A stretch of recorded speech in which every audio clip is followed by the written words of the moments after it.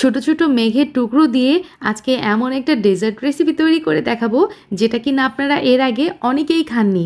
আমার আজকের এই ডেজার্ট রেসিপিতে আমি এই মেঘের টুকরোগুলো ব্যবহার করেছি, যেটা খেতে কিনা একদম রসমালাইয়ের মতো লাগছিল। বাসায় আসা গেস্ট অথবা পরিবারের সদস্যকে চমকে দিতে এই রেসিপিটা কিন্তু তৈরি করে নিতে পারেন। বানিয়ে নেওয়া একদমই পানির মতো সহজ এবং খেতে হয়েছিল অসম্ভব বেশি মজার। আর সবসময়ের মতো আজকেও সহজভাবে রেসিপিটা শেয়ার করব, কারণ হৃদয় ফেরদৌস খান চ্যানেল মানেই সহজ রেসিপি। প্রথমে একটা বোলের মধ্যে একটা ডিম ভেঙে নিয়েছি, দেখতে পাচ্ছেন। একটা ডিমের মধ্যে লাকিলি আমার 2টা কুসুম ছিল, মাশাল্লাহ। তো যাই হোক, 2টা ডিম ভেঙে আমি 3টা কুসুম পেয়েছি। তো কুসুমগুলো যেটা করব এই পর্যায়ে আমি আলাদা করে নিচ্ছি। আর এই ডিমগুলো কিন্তু রুম টেম্পারেচারে আছে। আমি কুসুমগুলো আলাদা করে একটা বলে রেখে দিচ্ছি। আর এই যে সাদা অংশটা রয়েছে, এটা এখন হ্যান্ড উইক্স দিয়ে বিট করতে করতে একদম ফোমি কনসিস্টেন্সিতে নিয়ে আসবো। বাটি কাট করলেও যেন এই ফোমটা না পড়ে, এরকম ফোমি কনসিস্টেন্সিতে নিয়ে আসতে হবে। আর এই কাজটা কিন্তু হ্যান্ড উইক্স দিয়ে করা প্রচুর কষ্টসাধ্য। ইলেকট্রিক হ্যান্ড বিটার যদি বাসায় থাকে সেক্ষেত্রে ওটাই ইউজ করার চেষ্টা করবেন। আমার হাত এখনও ব্যথা করছে। যাই হোক, একটা বোলের মধ্যে ওই যে কুসুমগুলো নিয়েছি, তার সাথে দিয়ে দিলাম 1/3 কাপ পরিমাণ চিনি। আরও লাগছে হচ্ছে 1 টেবিল চামচ কর্নফ্লাওয়ার। এখানে আমি ম্যাঙ্গো পাউডার ব্যবহার করেছি জাস্ট ফর নাইস ফ্লেভার।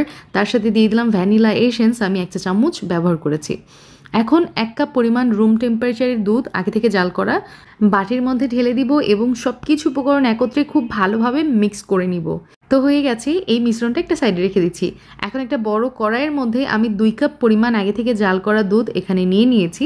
তার সাথে দিয়ে দিলাম 2 টেবিল চামচ এখানে আছে হচ্ছে পাউডার মিল্ক। এই পর্যায়ে চুলার জালটা কিন্তু অফ আছে, আমি কিন্তু এখনও চুলার জাল অন করিনি। ওই যে কুসুমের মিশ্রণটা, এটা আমি একটা স্টেনারে দিয়ে আমি ছেঁকে নিচ্ছি যাতে করে কোনো লাম্পস না থাকে। এখন সব কিছু খুব ভালো মতো মিক্স করে ফেলবো, তারপরে কিন্তু চুলার জালটা অন করতে হবে। তো যখন এই মিশ্রণের মধ্যে খুব সুন্দর করে বলক চলে আসছে, দেখতে পাচ্ছেন। এখন আমি যেটা করব, এর মধ্যে সামান্য একটু ফুড কালার অ্যাড করব। এটা কিন্তু টোটালি অপশনাল, আপনার চাইলে ইউজ করতেও পারেন, নাও পারেন।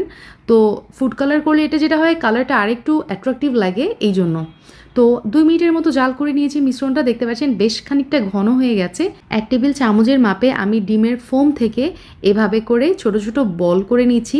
খেয়াল করেছে নিশ্চয়ই আমি এই কাজটা কিভাবে করছি, এবং এই কাস্টার্ডের মধ্যে দিয়ে দিচ্ছি।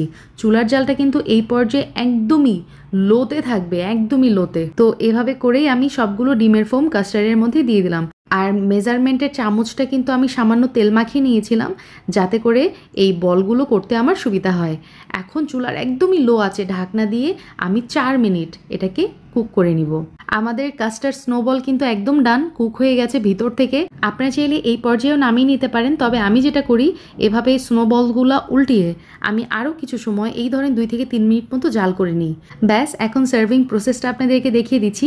আমি আমার মন মতো কতগুলো ফ্রুটস নিয়েছি এখানে, অ্যাপেল, তারপরে কলা, খেজুর, আর হচ্ছে যে এই যে কি বলে আঙুর। এই সব কিছু নিয়ে বোলের মধ্যে খুব সুন্দর করে একটু মিলাই নিলাম। তারপরে এখন যেটা করব, ঠান্ডা হয়ে যাওয়া এই যে কাস্টার্ড, স্নোবল কাস্টার্ডগুলো আমি ফ্রুটসের মধ্যে দিয়ে দিয়েছি।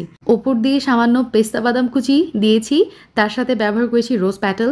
রোজ প্যাটেল আর কিছুই না, জাস্ট গোলাপের পাপড়ি আমি রোদে শুকিয়ে নিয়েছিলাম, that's it. Snowball fruit custard অথবা ক্লাউড বল ফ্রুট কাস্টার্ড, যেই যেটা বলেন না কেন, অনেক মজা হয়েছিল খেতে। বাসায় ট্রাই করতে পারেন। আল্লাহ হাফিজ, আসসালামু আলাইকুম।